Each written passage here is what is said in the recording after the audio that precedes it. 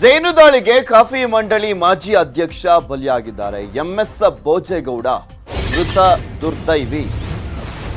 ಜೇನು ದಾಳಿಗೆ ಕಾಫಿ ಮಂಡಳಿ ಮಾಜಿ ಅಧ್ಯಕ್ಷ ಬಲಿಯಾಗಿರುವಂಥದ್ದು. ಎಂಎಸ್ ಬೋಜೇಗೌಡ ಅಂತ 73 ವರ್ಷ ವಯಸ್ಸಾಗಿತ್ತು, ಸಾವನ್ನಪ್ಪಿದ್ದಾರೆ. ಚಿಕ್ಕಮಗಳೂರಿನ ಕೃಷ್ಣಗಿರಿ ಕಾಫಿ ತೋಟದಲ್ಲಿ ಒಂದು ಘಟನೆ ನಡೆದಿದೆ.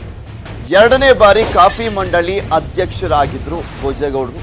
ಬೋಜೇಗೌಡರ ಮೇಲೆ 100 ಜೇನು ಹುಳುಗಳು ದಾಳಿಯನ್ನ ಮಾಡಿದ್ದಾರೆ.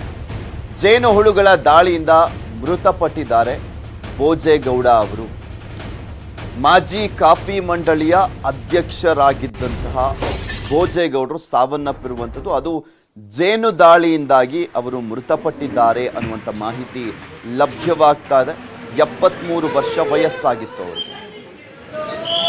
ಇದ್ರ ಬಗ್ಗೆ ಮತ್ತಷ್ಟು ಡೀಟೇಲ್ಸ್ ಅನ್ನ ನೀಡ್ತಾರೆ ನಮ್ಮ ಚಿಕ್ಕಮಗಳೂರಿನ ಪ್ರತಿನಿಧಿ ವೀರೇಶ್ ದೂರವಾಣಿ ಸಂಪರ್ಕದಲ್ಲಿ ಜಾಯ್ನ್ ಆಗ್ತಾ ಇದ್ದಾರೆ. ವೀರೇಶ್, ಏನು ಜೇನನ್ನ ಇಳಿಸುವಂತ ಸಂದರ್ಭದಲ್ಲಿ ಈ ರೀತಿಯಾಗಿ ಆಗಿರುವಂತದ್ದ ಅಥವಾ ಗೊತ್ತಿಲ್ಲದೆ ಆಗಿದ್ದ? ಪೃಥ್ವಿ ಏನು ಕಾಫಿ ತೋಟಕ್ಕೆ ತೆರಳಿದಂತ ವೇಳೆಯಲ್ಲಿ ಏಕಾಏಕಿ ಹೆಜ್ಜೆಯನ್ನು ದಾಳಿ ಮಾಡಿರುವಂತದ್ದು. ಸಾವಿರಾರು ಹೆಜ್ಜೆನುಗಳು ದಾಳಿ ಮಾಡಿ ಏಕಾಏಕಿ ಅವರಿಗೆ ಕಚ್ಚಿದ ಹಿನ್ನೆಲೆಯಲ್ಲಿ ತೀವ್ರ ಅಸ್ವಸ್ಥರಾಗಿರ್ತಾರೆ. ಕೂಡಲೇ ಆಸ್ಪತ್ರೆಗೆ ಸಾಗಿಸುವಂತ ಕೆಲಸ ಕೂಡ ಮಾಡಿದ್ರು ಕೂಡ ಅವರು ಚಿಕಿತ್ಸೆ ಫಲಕಾರಿಯಾಗದೆ ಒಂದು ರೀತಿಯಲ್ಲಿ ಸಾವನ್ನಪ್ಪಿರುವಂತದ್ದು. ಕಾಫಿ ಮಂಡಳಿ ಅಧ್ಯಕ್ಷರಾಗಿ 2 ಬಾರಿ ಅಧ್ಯಕ್ಷರಾಗಿರುವಂತ ಎಂಎಸ್ ಬೋಜೇಗೌಡರು ಈ ಹೆಜ್ಜೆನು ದಾಳಿಗೆ ಮೃತರಾಗಿರುವಂತದ್ದು. ಅಂದ್ರೆ ಅವರ ಕೃಷ್ಣಗಿರಿ ಕಾಫಿ ತೋಟದಲ್ಲಿ ಏನು ಅವರು ಕಾಫಿ ತೋಟಕ್ಕೆ ಹೋಗಿರುವಂತ ವೇಳೆಯಲ್ಲಿ ಏಕಾಏಕಿ ಹೆಜ್ಜೆನುಗಳು ದಾಳಿ ಮಾಡಿರುವಂತದ್ದು. ಅಂದ್ರೆ ತೋಟಕ್ಕೆ ಹೋಗಿರುವಂತ ಸಂದರ್ಭದಲ್ಲಿ ಈ ರೀತಿ ಹೆಜ್ಜೆನು ದಾಳಿ ಮಾಡಿರುವಂತದ್ದು. ಇವರು ಬಿಜೆಪಿಯಲ್ಲೂ ಕೂಡ ಜಿಲ್ಲಾಧ್ಯಕ್ಷರಾಗಿ ಸೇವೆ ಸಲ್ಲಿಸಿದ್ದಂಥದ್ದು, ಮತ್ತೆ ಜನತಾ ಪಕ್ಷದಲ್ಲೂ ಕೂಡ ಜಿಲ್ಲಾಧ್ಯಕ್ಷರಾಗಿ ಸೇವೆ ಸಲ್ಲಿಸಿದ್ರು.